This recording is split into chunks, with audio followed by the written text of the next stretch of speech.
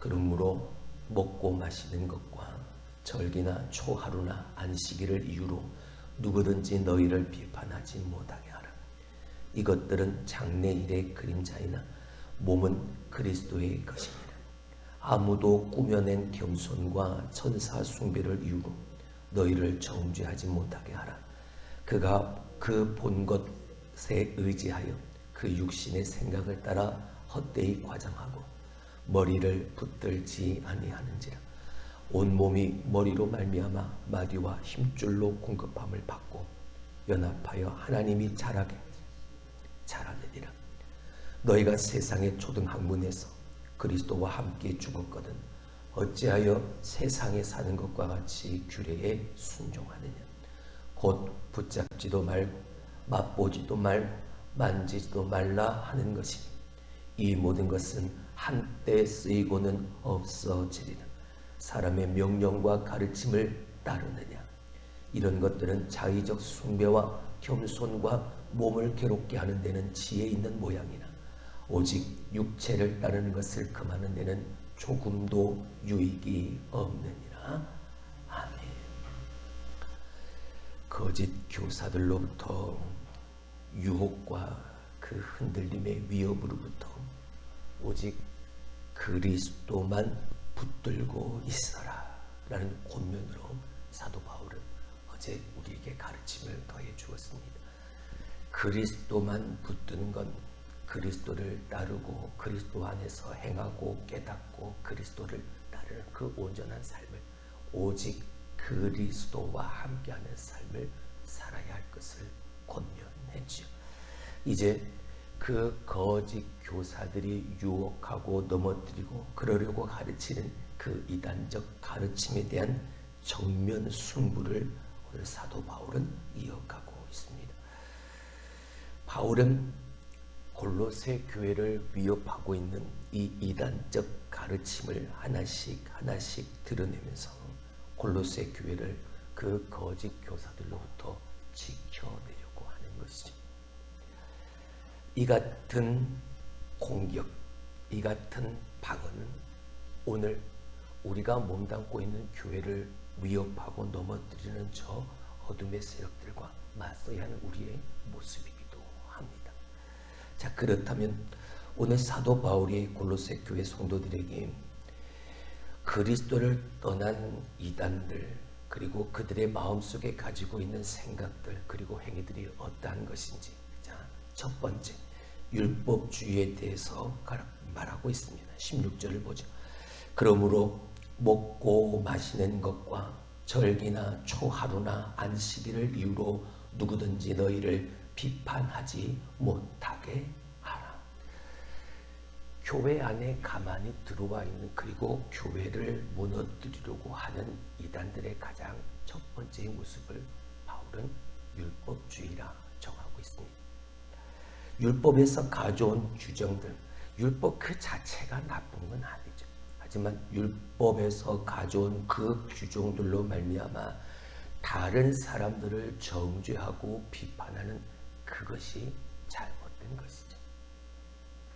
골로새 교회를 위협하는 거짓 교사들은 예수 그리스도를 믿는다 하면서도 오직 예수 그리스도만을 따르고 행하고 깨닫는 그 모습이 아니라 그 안에서 어떤 유대인들이 가지고 있는 신비주의적 경향으로 사람들을 바라보고 그 속에서 행하는 모습을 보였기 때문인 겁니다. 다시 말하면 그림자와 본질을 바꿔 놓은 거죠.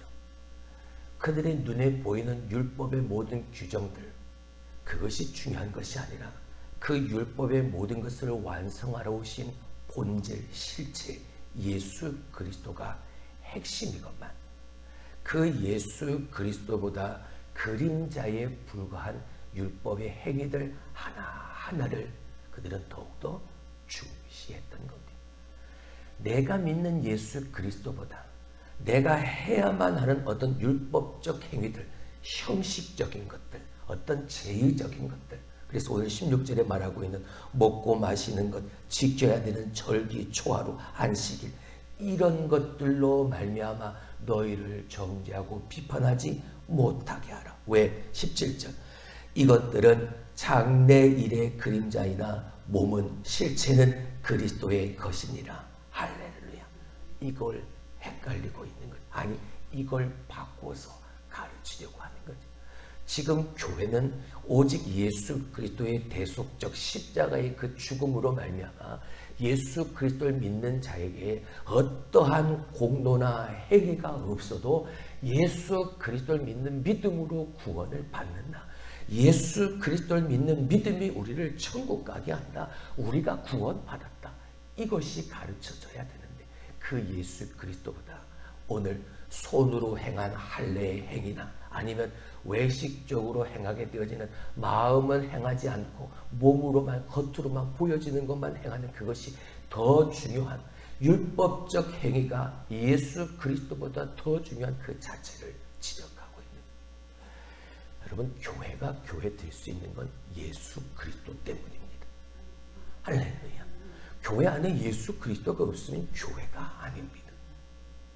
교회 안에 아무리 많은 사람들이 모여있고 아무리 많은 일을 행한다 해도 예수 그리스도의 이름으로 행하지 않고 그 예수 그리스도의 마음이 없다면, 예수 그리스도가 보여지지 않는다면 아무리 많은 일을 겉으로 드러나는 일을 행하고 많은 사람들이 모여있다 한들 그건 세상에 모인 것들과 다를 게 없는 예수 그리스도가 너와 내 안에 계시니까, 우리 안에 계시니까 그게 교회.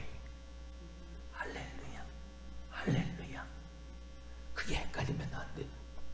우리가 왜 나와 있는지, 우리가 왜 기도하고 왜 예배하고 왜 찬양하고 왜 섬기고 왜 전도하는지.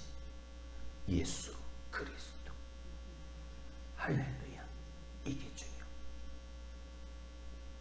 예수 그리스도를 믿는 것으로는 충분하지 않으니까 그 예수 그리스도에 의해 내가 행한 어떠한 의로운 행위들, 착한 행실들, 이것들이 더 붙여져야 구원을 받을 수 있어 라고 주장하는 것과 똑같은, 예수 그리스도만 있으면 됩니다. 예수만 믿으면 됩니다. 다른 어떠한 것도 예수 그리스도를 믿고 구원받는 아무 효과가 없습니다. 오직 예수 그리스도를 믿어야 구원을 받습니다.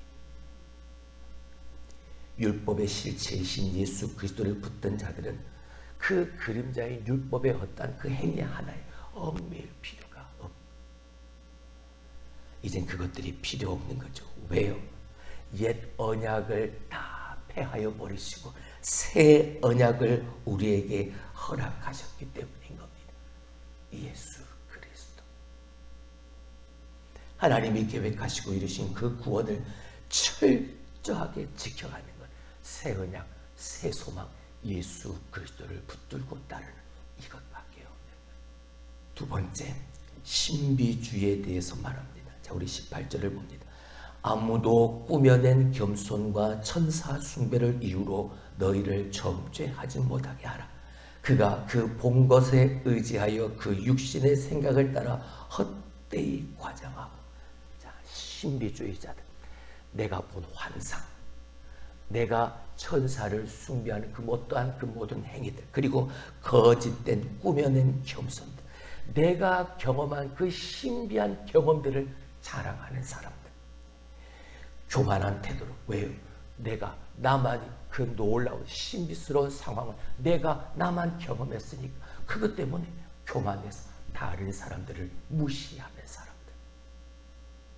골로새 교회를 위협하는 거짓 교사들 중에 천사를 숭배하는, 근데 그 천사를 숭배하는 그 모습이 내가 내 마음 속에서 하나님이 베푸신 역사심 속에 감화, 감동, 역사가 일어나서 성령의 이끌림을 받는 행위가 아니라 나 스스로가 꾸며낸 거짓된 과장된 그런 나의 생각들이 더 많이 더 부풀어서 그렇게 과장되어져서 그것을 직접 보았다고 그렇게 자랑하는 그런 사람들, 가만히 교회 안에 들어와서 사람들의 예수 그리스도에 대한 생각과 그 믿음을 자꾸만 흔들어대고 있었던 거죠.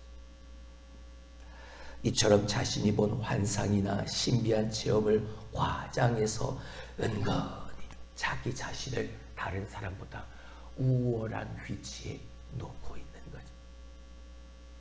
그러니까 내가 이러한 신비스러운 경험을 했으니까 이렇게 하는 나의 말을 들어야 하는 것이라고 사람들을 미혹하고 사람들을 유혹하는 그들을 조심하라고. 꾸며낸 거짓과 겸손과 천사 숭배를 이유로 너희를 정죄하지 못하게 하라. 그들은 그 본 것에 의지해서 그 육신의 생각을 따라 헛되이 과장한 것에 불과하니까. 그래서 바울은 그들의 모든 그들의 모습을 꾸며낸 겸손이라 거짓된 겸손이라 오늘 그렇게 말을 하고 있는 거죠. 그러한 이들이 자 19절 머리를 붙들지 아니하는지라. 왜요? 교만하니까요.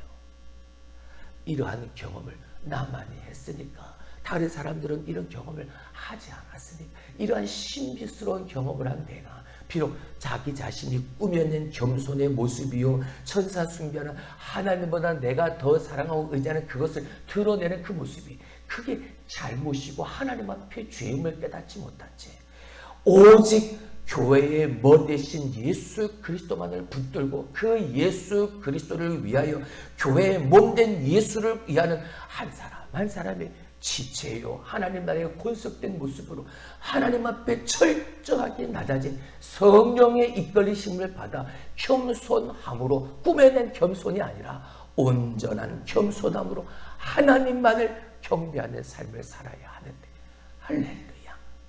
꾸며낸 겸손과 다른 것들을 숭배하는 그 모습으로 머리를 붙들지 아니하는 그들을 조심하라. 온 몸이 머리로 말미암아 마디와 힘줄로 공감을 받고 연합하여 하나님이 자라게 하시는데 저들 스스로가 잘 자란 것처럼 내 힘으로 내 능력으로 내가 나 혼자만 그걸 조심하라. 여러분 내가 정말 천상의 예배를 경험했나? 내가 정말 하나님의 신비스러운 일들을 경험했다. 하나님이 내게 보여주시는 환상을 보았다. 라고 말하는 사람은 내가 정말 그런 하나님의 신비스러움을 경험한 사람은 말을 못합니다. 그리고 내가 정말 하나님의 성령의 이끌림을 받아 신비로움을 경험했다면 이사야처럼 말할 수밖에 없네요.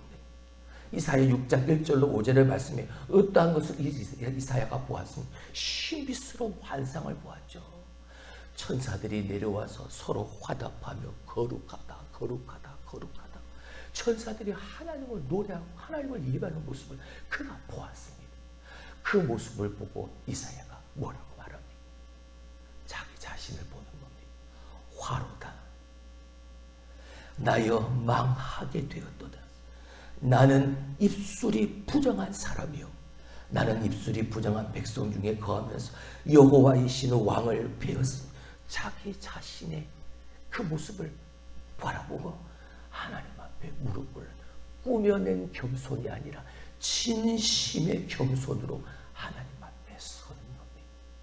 나를 자랑하는 게 아닌 거예요.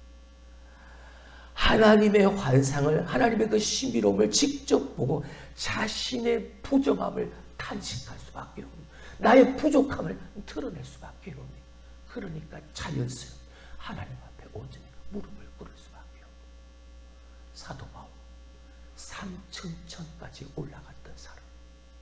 근데 그건 자기가 자랑하는 건 그게 아니잖아요. 내가 그 신비로운 하나님의 신비로운 역사를 내가 경험해. 그럼 그게 그의 자랑이 아니었습니다. 세 번째, 조심해야 할 것, 금욕주의에 대해서 말합니다. 20절을 봅니다. 너희가 세상의 초등학문에서 그리스도와 함께 죽었거든 어찌하여 세상에 사는 것과 같이 규례에 순종하느냐. 22절 사람의 명령과 가르침을 따르느냐.